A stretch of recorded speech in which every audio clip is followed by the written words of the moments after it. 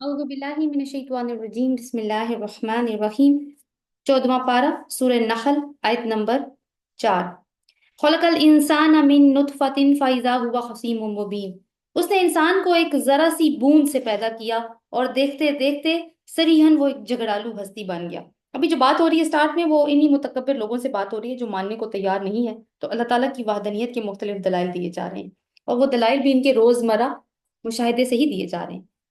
पिछली सूरत में हमने क्या पढ़ा था, अल्लाह ताला ने इंसान को कैसे पैदा किया, वो ठीकरी वाली मिट्टी से। और ठीकरी वाली मिट्टी ये वो जो घड़े वाली मिट्टी होती है उसकी क्या अहमियत होती है।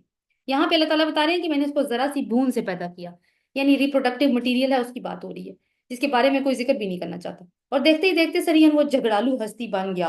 क्या मतलब है इस चीज का, झगड़ालू हस्ती बन गया? इसके दो माना हो सकते हैं। एक ये कि अल्लाह ने नुत्फे की हकीर सी बूंद से वो इंसान पैदा किया जो बहस और दलाइल देने की काबिलियत रखता है और अपनी आर्ग्यूमेंट्स के लिए हुज्जतें पेश करता है। दूसरी ये है कि जिस इंसान को अल्लाह ताला ने नुत्फे जैसी हकीर चीज से पैदा किया, इसकी करकशी तो देखो कि अल्लाह के मुकाबला में झगड़ा करता है। यानी मुर्दे कैसे जिंदा होंगे, या ये काम मरने के, या आखिरत कैसे हो सकती है। तो इस तरह की बहसें करने लग पड़ा है अभी, और ये नहीं देखता कि मैं किस चीज से मिलके बना हूं। इसने जानवर पैदा किए, ये नहीं तो इंसान की तखलीक की बात ही, अब जानवरों की। इसने जानवर पैदा किए जिसमें तुम्हारे लिए पोशाक भी है और खुराक भी, यानी पहनने लिबास। जानवरों की बहुत सारे पार्ट्स ऐसे हैं जो कपड़े बनाने के, पोशाक पहनने के काम आते हैं, और खुराक खुराक के लिए तो आते ही हैं। और तरह तरह के दूसरे फायदे भी हैं, यानी उनके कारपेट्स भी बनते हैं, उनकी हड्डियों से भी अशिया बनाई जाती हैं। उनमें तुम्हारे लिए जमाल है जब सुबह तुम उन्हें चरने के लिए भेजते हो, और जब के शाम उन्हें वापस लाते हो। तो ये भी एक खूबसूरत सीन है, यानी देखने वालों को अच्छा लगता है कि सारे के सारे कैटल जा रहे हैं, ग्रेजिंग कर रहे हैं किसी किसी मैडो में, और फिर वो वापस आ रहे हैं। तो जमाल तो इसमें है। और बाकी अल्लाह ताला ने फायदे अलग रखे हैं। इन पीछे वाली सूरत में भी आप देखें कि अल्लाह ताला ने एक बात की कि और रास्तों को अल्लाह ताला ने बुरूज को सिक्योर किया। तो ये एक तो उनका पर्पस था सिक्योर करना, जैसे यहाँ जानवरों का पर्पस बताया, लेकिन साथ में अल्लाह ताला ने खूबसूरती का एलिमेंट भी वहां पे बताया कि हमने इन आसमानी दुनिया को हमने सजाया भी है सितारों से। तो यहाँ पे भी आप देखें कि जमाल की बात यहाँ पे भी चल रही है। सो क्योंकि एक ही ग्रुप है तो हमें उसकी झलक नजर आती है। फिर और क्या करते हैं जी, वो तुम्हारे लिए बोझ ढोकर ऐसे ऐसे मकामात तक ले जाते हैं जहां तुम सख्त जानफिशानी के बगैर नहीं पहुंच सकते। यानी पहाड़ी इलाकों पे जाना हो या मुश्किल रास्ते हो, तो ये तुम जानवरों पे अपना सामान लाते हो और तुम खुद भी सवार हो जाते हो, और वो तुम्हें वहां पहुंचा देते हैं जहां तुम अदरवाइज तुम्हें जाना पड़े ऑन फुट, पैदल जाना पड़े, तो तुम बहुत मुशक्कत उठानी पड़े तुम्हें। हकीकत ये है कि तुम्हारा रब बड़ा ही शफीक और मेहरबान है। उसने घोड़े और खच्चर और गधे पैदा किए। तीनों जानवर किस चीज के काम आते हैं? सवारी करने के या बार बर्दारी सामान उठाने के। ताकि तुम इन पर सवार हो, वो तुम्हारी जिंदगी की रौनक बने। रौनक कैसे बनते हैं? स्टेटस सिंबल भी तो बन जाते हैं ना घोड़े। और आज आज देखें स्टेटस सिंबल क्या है?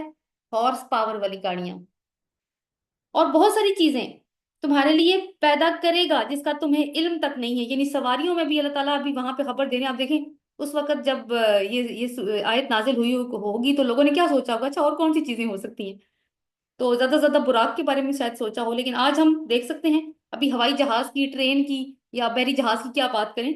अब तो सैटेलाइट्स की बात है, अब तो इलेक्ट्रॉनिक कार्स की बात है, अब तो फ्लाइंग कार्स की बात है। तो ये सारी सवारियां, और बल्ला वालम आगे क्या क्या होने वाला है।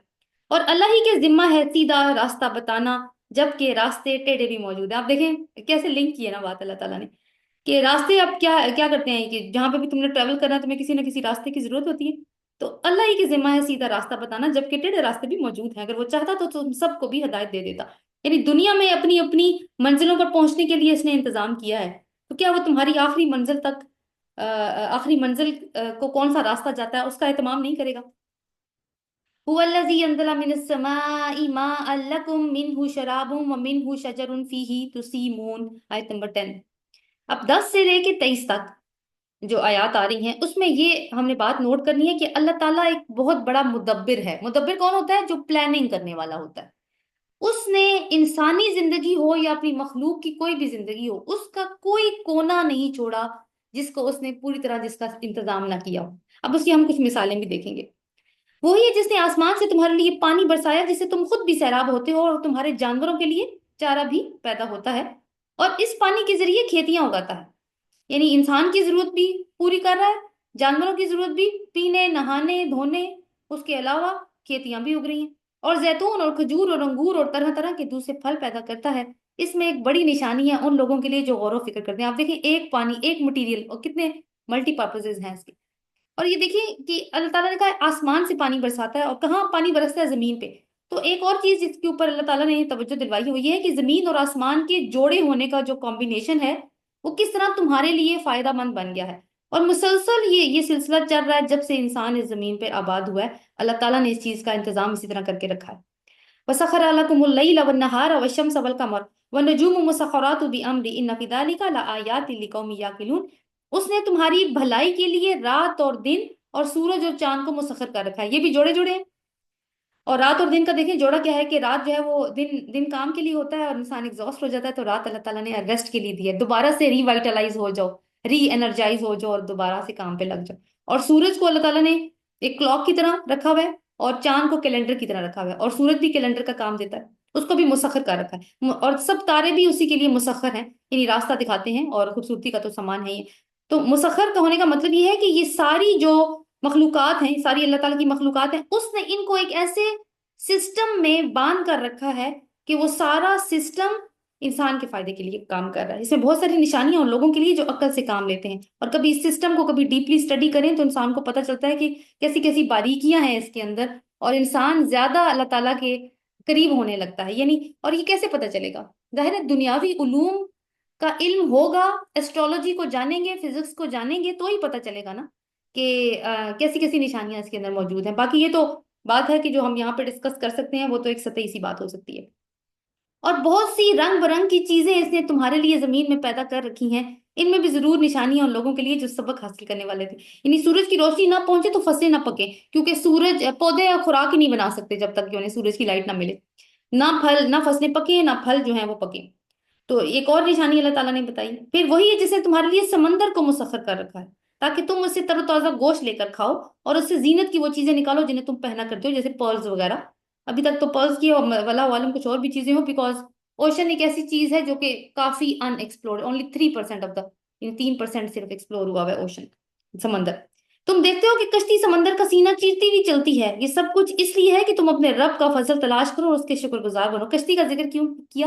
دیکھیں اللہ تعالیٰ نے راستے سمیٹ دیے ہیں اور تجارتی گزرگاہیں بنا دی ہیں اس کے اندر، اور انٹرنیشنل میری ٹائم آرگنائزیشن جو کہ ان سارے افیئرس کو دیکھتی ہے کہ سمندروں میں جو میری جہاز وغیرہ چلتے ہیں ان کے روٹس وغیرہ کو مانیٹر کرتی ہے، اس کے مطابق دنیا کی 90% تجارت سمندر کے راستوں سے ہوتی ہے۔ تو کس نے یہ مسخر کیے ہیں؟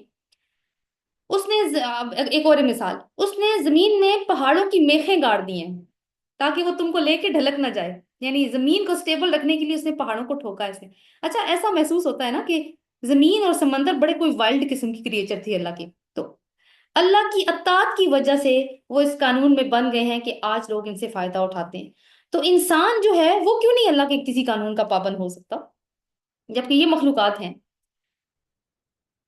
اس نے دریا جاری کیے اور قدرتی راستے بنائے تاکہ تم ہدایت پاؤ۔ یہ قدرتی راستے کون سے ہو سکتے ہیں؟ ایک مثال اس کی یہ ہو سکتی ہے کہ پہاڑوں میں قدرتی راستے بنے ہوئے ہوتے ہیں پانی کے گزرگاہ کے ساتھ ساتھ۔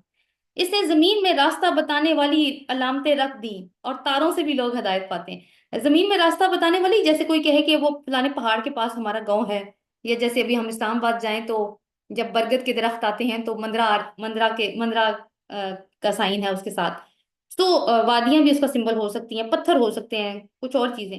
یہ تو دن کی بات ہے۔ اور رات کو کون سے مائل سٹونز اللہ تعالیٰ نے دیے ہمیں؟ ستارے، اور ستاروں سے ہم نے پہلے بھی بات کی کہ نیویگیشن کا سسٹم چلتا ہے۔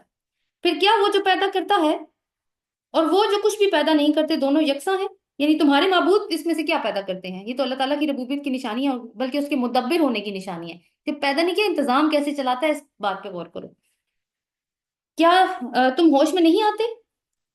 وَإِن تَعُدُّوا نِعْمَةَ اللَّهِ لَا تُحْصُوهَا، اگر تم اللہ کی نعمتوں کو گننا چاہو تو گن نہیں سکتے۔ حقیقت یہ ہے کہ وہ بڑا ہی درگزر کرنے والا اور رحیم ہے، حالانکہ وہ تمہارے کھلے سے بھی واقف ہے اور چھپے سے بھی۔ یعنی سب سے پہلی چیز کہ گن نہیں سکتے۔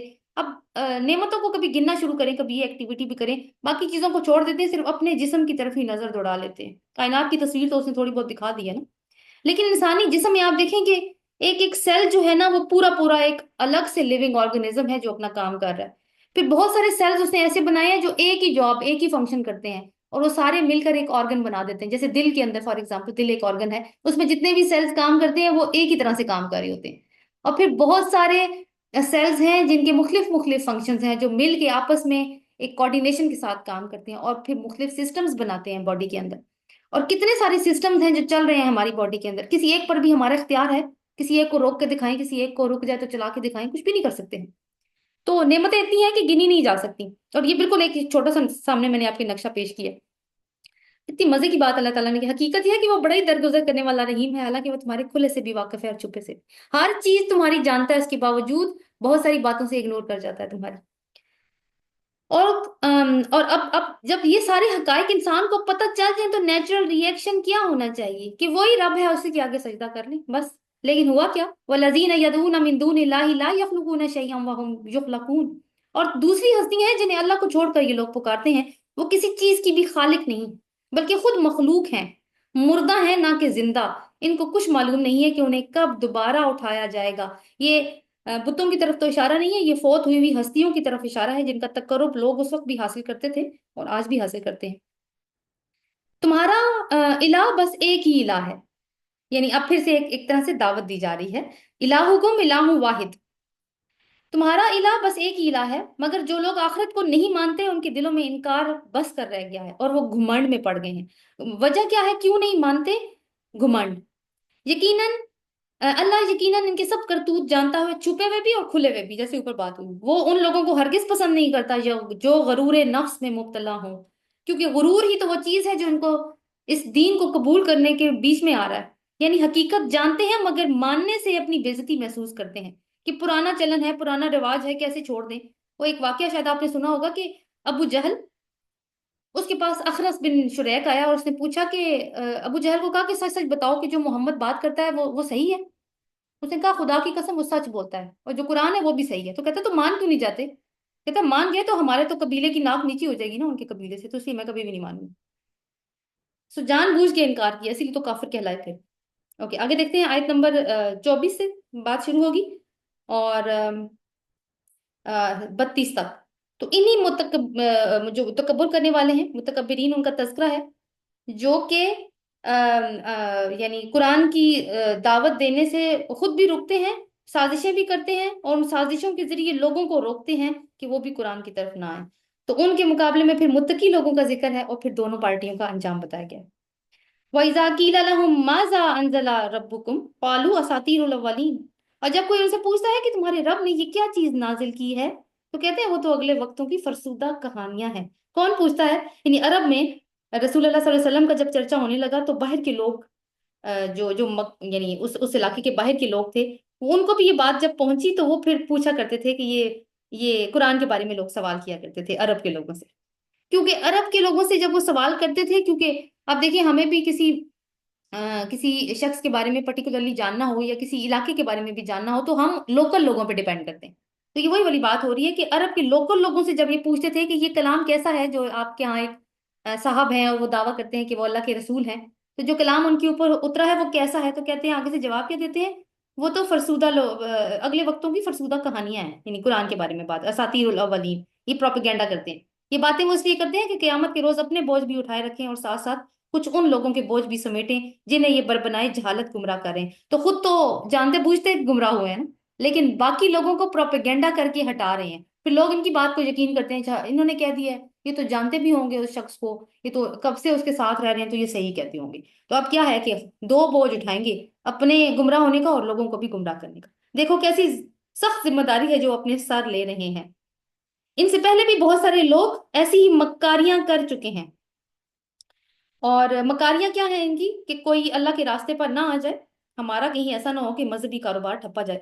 تو دیکھ لو اللہ نے ان کے مکر کی عمارت جڑ سے اکھاڑ پھینکی اور اس کی چھت اوپر سے انہی پر آ گری، اور ایسے رخ سے ان پر عذاب آیا جدھر سے ان کو آنے کا گمان تک نہ تھا. یعنی یہ پچھلی اقوام کے اوپر جو عذاب آیا، پھر قیامت کے روز اللہ انہیں ذلیل و خوار کرے گا. دنیا میں بھی ذلیل کیا، آخر میں بھی کوئی چھوٹ نہیں ہے. اور ان سے کہے گا یقولو این شرکائی الذین کنتم تشاقون فیہم قال الذین اوتوا العلم ان خزی اليوم والسوء علی الکافرین. ان سے کہے گا بتاؤ اب کہاں ہے میرے وہ شریک جن کے لیے تم جھگڑے کیا کرتے تھے، یعنی میرے ایمان والے بندوں سے، میرے رسولوں سے جھگڑے کیا کرتے تھے. کدھر ہے وہ؟ نظر کیوں نہیں نظر نہیں آ رہے، کہاں چلے گئے؟ جن لوگوں کو دنیا میں علم حاصل تھا، کون تھے وہ مومن؟ کون سا علم حاصل تھا؟ حقیقت کا، قرآن کا علم. وہ جواب دیں گے وہ کہیں گے آج رسوائی اور بدبختی ہے کافروں کے لیے۔ تو یہ وہی لوگ ہیں جو قرآن کو پرانے وقتوں کی کہانیاں کہہ رہے ہیں اور انہی کا انجام بتایا جا رہا ہے۔ اور اہل ایمان جب ان کو دنیا میں بتایا کرتے تھے کہ تم صحیح راستے پہ آ جاؤ تو ان کو کوئی خاطر میں نہیں لاتے تھے۔ ہاں، انہی کافروں کے لیے جو اپنے نفس پر ظلم کرتے ہوئے جب ملائکہ کے ہاتھوں گرفتار ہوتے ہیں، تو یہ تو ان کی حالت بتائی نا، اللہ تعالیٰ نے قیامت کے دن پلیس کر کے ان کی حالت بتا دی۔ اب موت کے وقت ان کا کیا حال ہوتا ہے، جب ان کو فرشتے آتے ہیں موت کے وقت ان کی روحیں قبض کرنے کے لیے، تب کیا ہوتا ہے؟ انہی کافروں کے لیے جو اپنے نفس پر ظلم کرتے ہوئے جب ملائکہ کے ہاتھوں گرفتار ہوتے ہیں، یعنی موت کو گرفتاری کہا گیا ہے، تو فوراً ہتھیار ڈال دیتے ہیں اور کہتے ہیں ہم تو کوئی قصور نہیں کر رہے تھے۔ یعنی جیسے چور نہیں ہوتا چوری کرتے ہوئے پکڑا جائے تو کہ نہیں نہیں میں چور نہیں ہوں، ویسی ہی بات ہے۔ ملائکہ جواب دیں گے کیسے نہیں کر رہے تھے، اللہ تمہارے کرتوتوں سے خوب واقف ہے، اب جاؤ جہنم کے دروازوں میں گھس جاؤ، وہیں تم کو ہمیشہ رہنا ہے، بس حقیقت ہے کہ بڑا ہی برا ٹھکانہ ہے متکبرین کے لیے۔ تو ایک تو تکلیف سے بے عزتی سے جان نکالی، دوسری بات یہ ہے کہ جہنم میں جانے کی بھی ساتھ ہی مرنے کے بعد فوراً ہی عذاب شروع، اور قبر کا بھی عذاب دیکھیں اس میں یہاں پہ بات آ رہی ہے۔ اب ایک حدیث میں آپ کے سامنے پیش کرتی ہوں کہ جب اس طرح کے لوگ جو جو منکرین ہیں، جن کی زندگی نہیں اچھی گزری، اچھے اعمال پہ نہیں گزری، اچھے عقائد پہ نہیں گزری، وہ کیا ان کی کیفیت ہوگی؟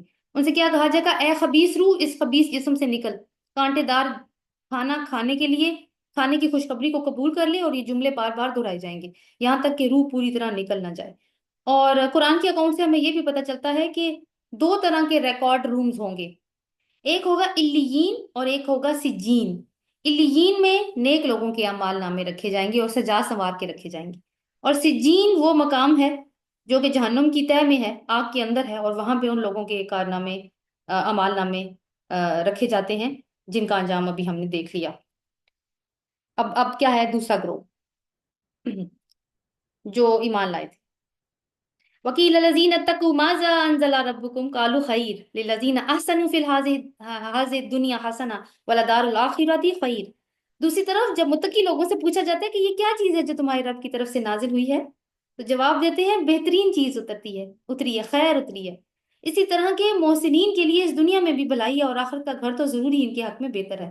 بڑا اچھا گھر ہے متقیوں کا، دائمی قیام کی جنتیں جن میں وہ داخل ہوں گے، نیچے نہریں بہ رہی ہوں گی، اور سب کچھ وہاں عین ان کی خواہش کے مطابق ہوگا۔ یعنی وہ پوچھتے ہیں جنت میں یہ ہوگا وہ ہوگا، بس جو چاہیں گے وہ ہوگا، تو اس کے بعد تو سوالات ہی ختم ہو جاتے ہیں کہ یہ فلانی چیز بھی ہوگی اور فلانی چیز بھی ہوگی۔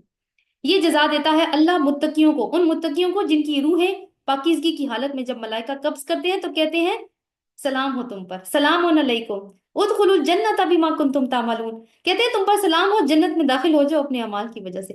یعنی قرآن کی قدر کرنے والے لوگ ہیں، اور ان کی موت کا منظر کیا ہے کہ فرشتے سلام کر رہے ہیں، یہ اور سلام کرنے کا مطلب ہے خوشخبری ہے آگے بھی تمہارے لیے، اور جنت کی بھی خوشخبری دی گئی ہے۔ ایک روایت سے ہمیں پتہ چلتا ہے کہ ایسے لوگوں کو کے لیے قبر میں ہی جنت کی کھڑکی کھول دی جاتی ہے۔ اور آپ دیکھیں متقیوں کی اللہ نے بات کی ہے، اور ابھی رمضان کا مہینہ انشاءاللہ کل سے سٹارٹ ہو جائے گا۔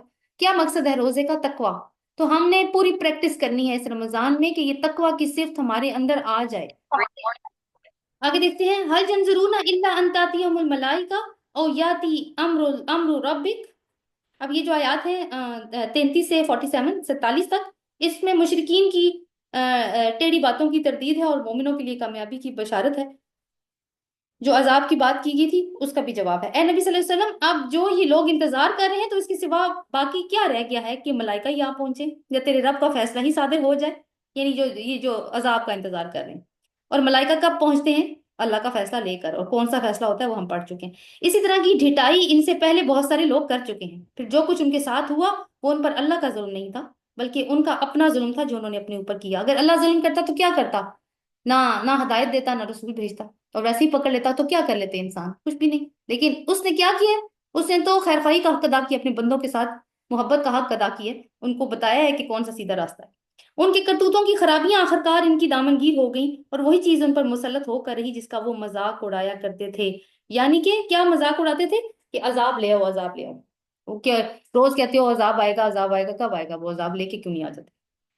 اب کچھ آرگیومنٹس آ رہے ہیں جو رسول اللہ صلی اللہ علیہ وسلم کی دعوت کو رد کرنے کے لیے یہ لوگ مشرکین دیا کرتے تھے۔ وقال الذین اشرکوا لو شاء ما عبدنا من دونی، یہ مشرکین کہتے ہیں اگر اللہ چاہتا تو نہ ہم اور نہ ہمارے باپ دادا اس کے سوا کسی اور کی عبادت کرتے، نہ اس کے حکم کے بغیر کسی چیز کو حرام ٹھہراتے۔ ایسے ہی بہانے ان سے پہلے کے لوگ بھی بناتے رہے ہیں۔ اصل میں بات یہ ہے کہ عقلی دلائل جب دے رہا ہے اللہ تعالیٰ، اس کو تو مان نہیں رہے، اب کیا جواب دیں؟ اب یہ کہتے ہیں اچھا اللہ چاہتا نا اگر، تو ہم یہ غلط کام کرتے ہی نا، اور یہ بات ہم بھی کیا کرتے ہیں، اللہ چاہے نا تو ہم بھی نماز پڑھ لیں، اللہ ہمیں بھی توفیق دینا اچھا کام کرنے کی، بھائی کیوں نہیں اللہ آپ کو توفیق دے سکتا؟ آپ توفیق مانگنے والے تو بنے، وہ تو دیتا ہے توفیق۔ تو یہ بھی ایسی بات ہے۔ تو کیا رسولوں پر صاف صاف پہنچا دینے کے علاوہ کچھ اور بھی ذمہ داری ہے؟ یعنی رسول بتا رہا ہے کہ کیا کرنا ہے، کیا صحیح ہے کیا غلط ہے، تو رسول تو صرف اپنی ذمہ داری نبھائے گا۔ ہم نے ہر امت میں ایک رسول بھیج دیا اور اس کے ذریعے سے سب کو خبردار کر دیا ہے کہ اللہ کی بندگی کرو اور طاغوت کی بندگی سے بچو۔ طاغوت کیا ہے؟ ہر وہ سسٹم جو اللہ کے سسٹم سے مزاحمت میں کھڑا ہو جائے اور کہے کہ میرا سسٹم اچھا ہے، اس میں آؤ۔ اس کے بعد ان میں سے کسی کو اللہ نے ہدایت بخشی اور کسی پر ہدایت ضلالت مسلط کر دی، یعنی رسولوں کی جو دعوت تھی اس کے بعد دو گروپ بن گئے۔ پھر ذرا زمین میں چل پھر کر دیکھو کہ جھٹلانے والوں کا کیا انجام ہو چکا ہے۔ تو رسول کیا کرتے ہیں؟ وہ اپنی صرف ذمہ داری نبھائیں گے، کسی کو زبردستی وہ دین کے اندر داخل نہ نہیں کر سکتے، اور یہ ہے کہ نہ ہی اس چیز کی ہمیں ہمارا دین اجازت دیتا ہے کہ کسی کو دین میں زبردستی داخل نہیں کرنا۔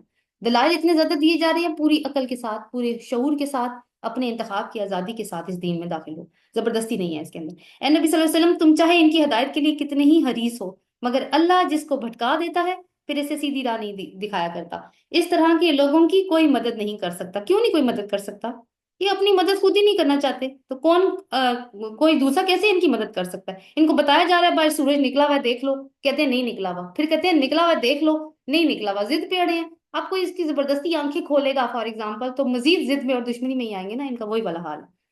وَأَقْسَمُوا بِاللَّهِ جَهْدَ أَيْمَانِهِمْ لَا يَبْعَثُ اللَّهُ مَن يَمُوتُ، یہ لوگ اللہ کے نام کی کڑی کڑی قسمیں کھا کر کہتے ہیں۔ اب یہ دوسرا آرگیومنٹ آ رہا ہے، پہلا آرگیومنٹ دیکھ لیا ہم نے، اب دوسرا آرگیومنٹ کیا دیتے ہیں؟ اللہ کے نام کی کڑی کڑی قسمیں کھا کر کہتے ہیں کہ اللہ کسی مرنے والے کو پھر سے زندہ کر کے نہیں اٹھائے گا۔ اٹھائے گا کیوں نہیں؟ یہ تو ایک وعدہ ہے جسے پورا کرنا اس نے اپنے اوپر واجب کر لیا ہے، مگر اکثر لوگ نہیں جانتے۔ اور ایسا ہونا اس لیے ضروری ہے کہ اللہ ان کے سامنے اس حقیقت کو کھول دے جس کے بارے میں یہ اختلاف کر رہے ہیں، اور منکرین حق کو معلوم ہو جائے کہ وہ جھوٹے تھے۔ ہمیں کسی چیز کو وجود میں لانے کے لیے اس سے زیادہ کچھ نہیں کرنا ہوتا کہ ہم اسے حکم دیں، ان نقول لہو کن فیکون، ہم اسے حکم دیں ہو جا، بس وہ ہو جاتی ہے۔ یعنی اگر اللہ نے موت کے بعد دوبارہ پیدا کر کے حساب کتاب نہ لیا تو پھر یہ ہدایت، یہ رسولوں کو بھیجنا، یہ دنیا کو حق کے ساتھ بنانا، یہ سب پھر ایک ڈرامہ ہوگا۔ اور تمہیں لگتا ہے کہ اللہ کے لیے مشکل ہے کہ وہ یہ کام نہیں کر سکتا؟ وہ تو صرف کن کہتا ہے اور کام ہو جاتے۔ تو یہ وہ جو وہی والی بات ہے کہ جب با مقصد تخلیق ہے تو مقصد کے بارے میں سوال ہوگا، پورا کر کے آئے ہو یا نہیں کر کے آئے ہو؟ تو کیا ہمیں پتہ بھی ہے اس مقصد کے بارے میں؟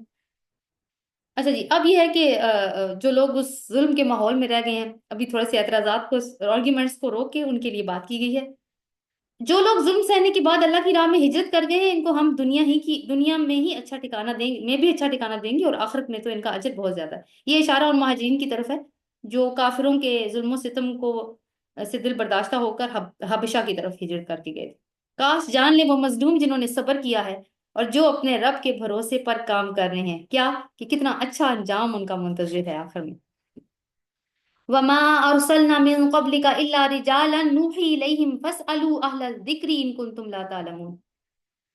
اے نبی صلی اللہ علیہ وسلم، اب یہ ہے کہ تیسرا آرگیومنٹ کہ یہ رسول جو ہے وہ انسان کیوں ہے، تو فرشتہ کیوں نہیں ہے؟ یہ رسول اللہ تعالیٰ انسانوں کو کیوں رسول بنا کے اللہ تعالیٰ بھیجتے ہیں؟ اے نبی، ہم نے تم سے پہلے بھی جب کبھی رسول بھیجے ہیں آدمی ہی بنا کے بھیجے ہیں جن کی طرف ہم اپنے پیغامات وحی کیا کرتے ہیں۔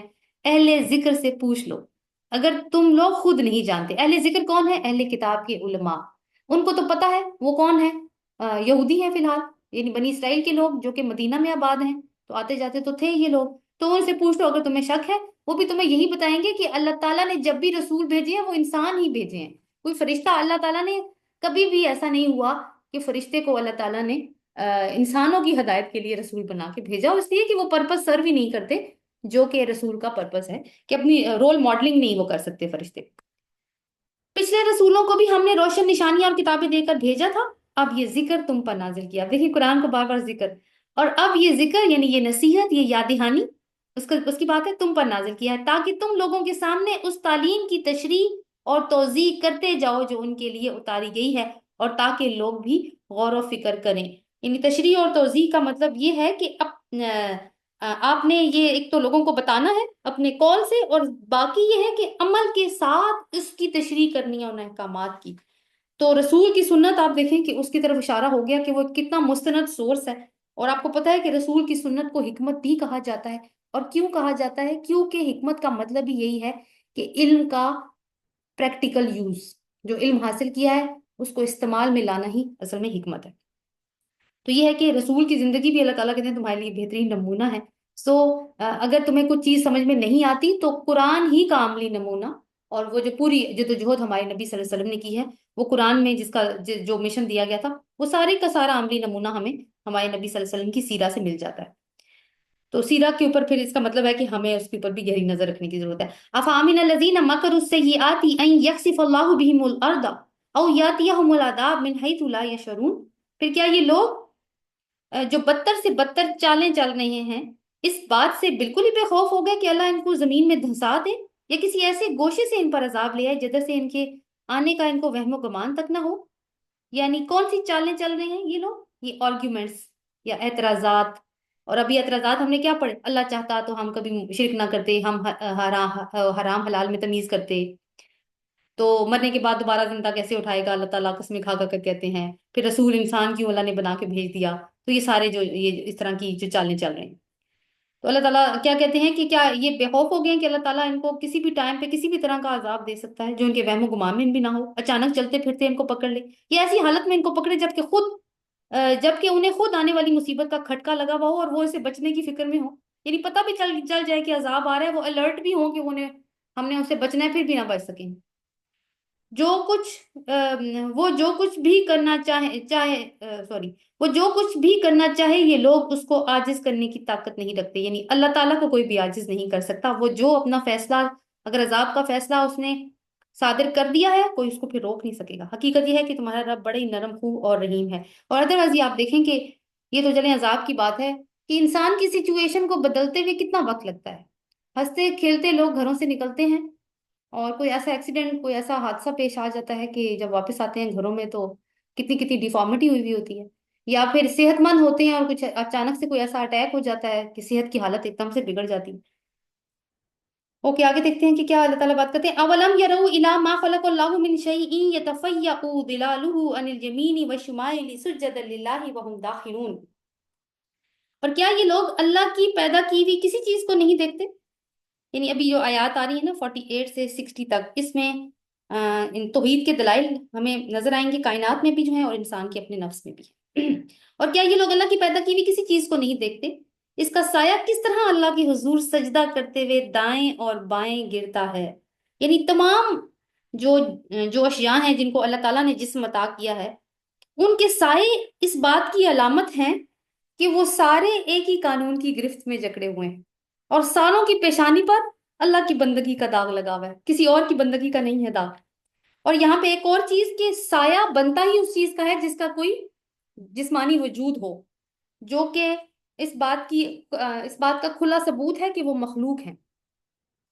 تو مخلوق کا کام کیا ہے؟ بیسیکلی اللہ کے آگے سجدہ کرنا، یعنی فرما بردار ہو جانا۔ سب کے سب اسی طرح اظہار عجز کر رہے ہیں۔ زمین اور آسمان میں جس قدر جاندار مخلوقات ہیں اور جتنے ملائکہ ہیں، سب اللہ کے آگے سر بسجود ہیں، اور وہ ہرگز سرکشی نہیں کرتے، یعنی تکبر نہیں کرتے۔ یخافون ربہم من فوقہم ویفعلون ما یؤمرون، اپنے رب سے جو ان کے اوپر ہے ڈرتے ہیں، جو کچھ حکم دیا جاتا ہے اسی کے مطابق کام کرتے ہیں۔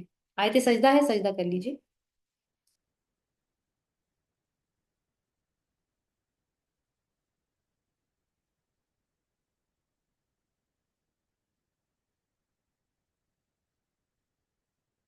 وقال اللہ لا تتخذوا الہین اثنین انما هو الہ واحد فإیایا فارہبون۔ اللہ کا فرمان ہے کہ دو الہ نہ بنا لو، الہ تو بس ایک ہی ہے۔ دو الہ بنانے کا کیا مطلب ہے؟ یعنی دو بھی نہیں کہہ سکتے، دو میں تو زیادہ خداؤں کی نفی اپنے آپ شامل ہے نا، دو بھی نہیں کہہ سکتے۔ لہٰذا تم مجھ سے ڈرو، اسی کا ہے جو کچھ آسمانوں میں ہے اور جو کچھ زمین میں ہے، اور خالصتاً اسی کا دین چل رہا ہے۔ کیا اللہ کو چھوڑ کر تم کسی اور سے تقوی اختیار کرو گے؟ یعنی بات یہ کی جا رہی ہے کہ غور کرو کہ کائنات، پوری کائنات جو تمہارے آس پاس چل رہی ہے، ابھی فرشتوں کی بھی بات ہوئی، ابھی زمین اور آسمان کی اور سسٹمز کی بھی ہم بات کر چکے ہیں، کہ کس طرح سے چل رہے ہیں، کس طرح سے اللہ تعالیٰ نے ان کو مسخر کیا انسانوں کے لیے، تو غور کرو کہ کائنات کا کیا دین ہے؟ تو کائنات کا دین تو وہی ہے کہ وہ اللہ کے سامنے سر بسجود ہے. تو تم کیا کر رہے ہو؟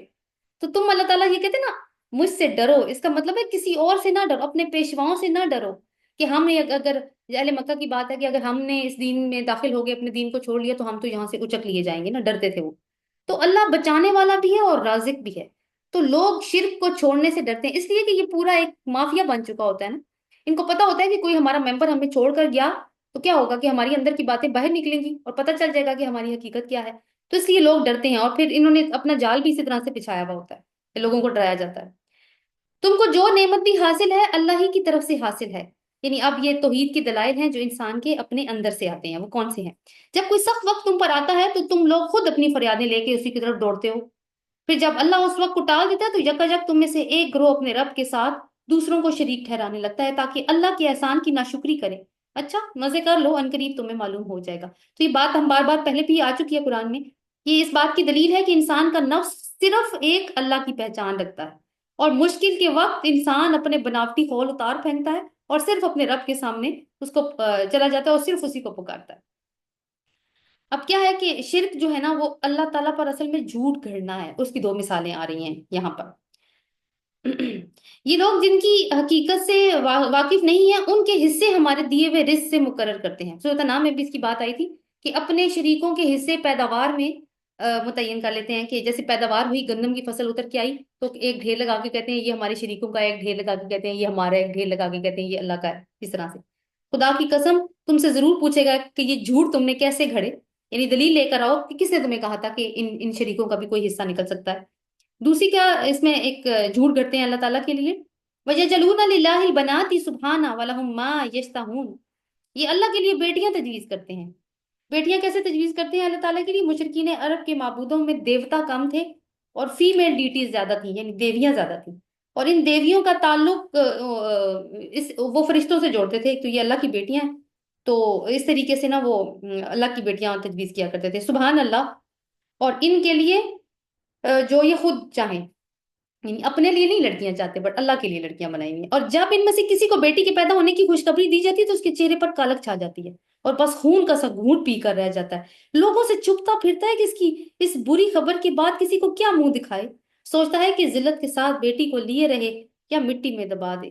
دیکھو کیسے برے حکم ہیں جو یہ خدا کے بارے میں لگاتے ہیں. تو رسول صلی اللہ علیہ وسلم نے فرمایا کہ بیٹیاں نہایت قیمتی اور غمخوار ہوتی ہیں. تو اب یہ ہے کہ اب دیکھیں، اب ویسے تو یہ اہل مکہ کی تصویر کھینچی جا رہی ہے، بٹ آپ کو سیریسلی لگتا ہے کہ یہ اہل مکہ ہی کی تصویر ہے؟ ایسا نہیں لگتا کہ ہماری ہی منظر کشی کی جا رہی ہے؟ کیونکہ ہمارے یہاں بھی تو بیٹیوں کو لے کے ایسے ہی کانسیپٹس ہیں. بیٹے کی پیدائش پہ تو بہت خوشیاں ہیں، اور بیٹیاں پیدا ہوں اگر زیادہ ہو جائیں تو پھر تو خاتون کا جو بیوی ہوتی ہے اس کا تو سسرال میں جینا دوبھر کر دیا جاتا ہے. بری صفات سے متصف کیے جانے کے لائق تو یہ لوگ ہیں جو آخرت کا یقین نہیں رکھتے. رہا اللہ تو اس کے لیے سب سے برتر صفات ہیں، وہی تو غالب اور حکمت میں کامل ہے. وَلَوْ يُؤَاخِذُ اللَّهُ النَّاسَ بِظُلْمِهِمْ مَا تَرَكَ عَلَيْهَا مِن دَابَّةٍ وَلَكِنْ يُؤَخِّرُكُمْ إِلَىٰ أَجَلٍ مُّسَمًّى فَإِذَا جَاءَ أَجَلُهُمْ لَا يَسْتَأْخِرُونَ سَاعَةً وَلَا يَسْتَقْدِمُونَ. اگر کہیں اللہ لوگوں کو ان کی زیادتی پر فوراً ہی پکڑ لیا کرتا تو روئے زمین پر کسی متنفس کو نہ چھوڑتا. اب اس میں یہ ہے کہ یہ جو آیات ہم پڑھے ہیں 61 سے 64 تک، اس میں مشرکین کو وارننگ دی جا رہی ہے. کسی کو بھی نہ چھوڑتا. یعنی اللہ تعالیٰ کے پاس اتنی طاقت ہے کہ وہ پکڑ سکتا ہے، لیکن وہ سب کو ایک مقرر وقت تک مہلت دیتا ہے. پھر جب وہ آ جاتا ہے تو اس کے آگے کوئی ایک گھڑی بھر بھی آگے اور پیچھے نہیں ہو سکتا. آج یہ لوگ وہ چیزیں اللہ کے لیے تجویز کر رہے ہیں جو خود اپنے لیے ناپسند کرتے ہیں. فار ایگزامپل بیٹیاں. اور جھوٹ کہتی ہیں ان کی زبانیں کہ ان کے لیے بھلا ہی بھلا ہے. بھلا ہی بھلا کیا ہے؟ کہ جو اللہ تعالیٰ کی بیٹیاں یہ ہماری شفاعت کریں گی. ان کے لیے تو ایک ہی چیز ہے اور وہ ہے دوزخ کی آگ. ضرور یہ سب سے پہلے اس میں پہنچائے جائیں گے. تاللہ لقد ارسلنا الى امم من قبلک فزین لهم الشیطان اعمالهم. خدا کی قسم اے نبی صلی اللہ علیہ وسلم، تم سے پہلے بھی بہت ساری قوموں میں ہم رسول بھیج چکے ہیں تو شیطان نے ان کے برے کرتوت انہیں خوشنما بنا کر دکھائے. اچھا کیسے ان کے کرتوتوں کو خوشنما بناتا ہے شیطان؟ فار ایگزامپل رسول دعوت دے رہا ہے تو آگے سے کیسے نعرے بلند ہوتے ہیں. تمہارا اتنا رچ کلچر ہے، تم اس کی حفاظت کرو. تم اپنے آباء و اجداد کے طریقوں کو چھوڑ دو گے، وہ بیسٹ طریقے ہیں، وہ کوئی بیوقوف لوگ نہیں تھے، اپنے اپنے زمانے کے عقل مند لوگ تھے۔ اپنا مثالی لائف سٹائل سنبھال کر رکھو، اور کسی شخص کو اجازت نہ دو کہ اس کے اندر نقب لگا سکے۔ اپنا قومی تشخص برقرار رکھو، تمہارے قبیلے کی ایک عزت ہے، اس وقار کا خیال رکھو۔ یہ وہ خوشنما باتیں ہیں جو شیطان بنا کے دکھاتا ہے۔ وہی شیطان آج ان لوگوں کا بھی سرپرست بنا ہوا ہے، اور یہ دردناک سزا کے مستحق بن رہے ہیں۔ ہم نے یہ کتاب تم پر اس لیے نازل کی ہے کہ تم ان اختلافات کی حقیقت ان پر کھول دو جن میں وہ پڑے ہوئے ہیں۔ یعنی ایک دینی ابراہیم کہتے تو ہیں، دین ابراہیمی کو فالو کرتے ہیں، لیکن ذرا دیکھیں کہ دین ابراہیم کو انہوں نے کس چیز کی کس شکل میں لے کے آئے ہوئے ہیں یہ لوگ۔ یہ کتاب رہنمائی اور رحمت بن کر اتری ہے ان لوگوں کے لیے جو اسے مان لیں۔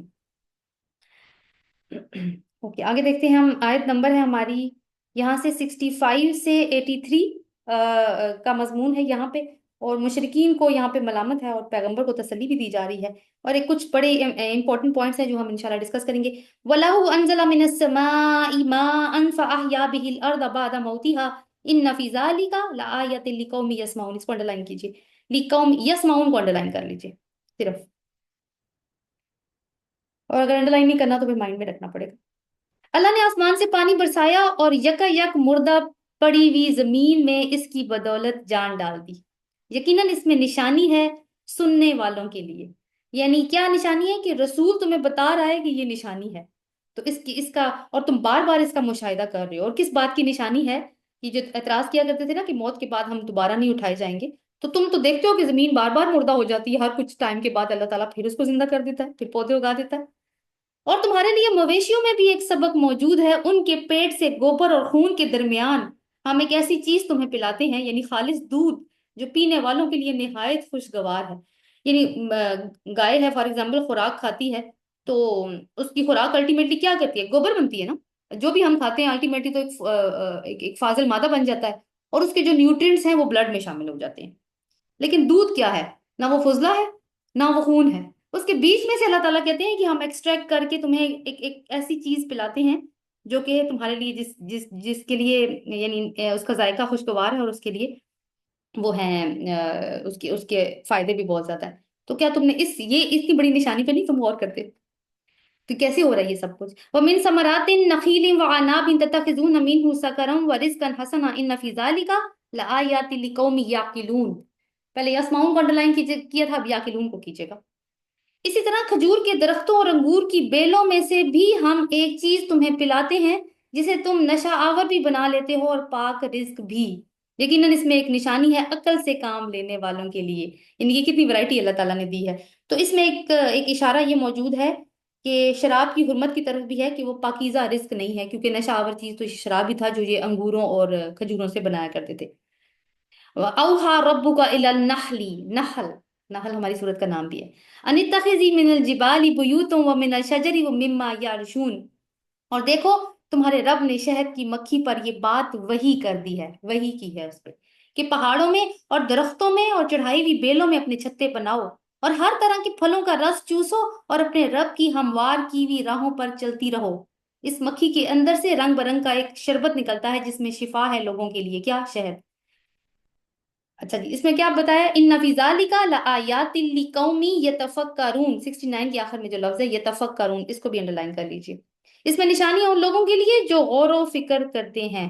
تو سب سے پہلے ہم ایک چیز یہاں پہ دیکھ لیں کہ ایک تو تین الفاظ ہم نے اس پہ ڈسکشن کری ہے، لیکن وحی کا جو لفظ کہ مکھی کو اللہ تعالیٰ نے وحی کی ہے۔ کیا وحی کیا ہے؟ کہ تمہارا مقصد شہد بنانا ہے، اس کے لیے تمہیں اس مقصد کو حاصل کرنے کے لیے تمہیں کیا کرنا ہوگا؟ تمہیں چھتے بنانے ہوں گے مختلف جگہوں پہ،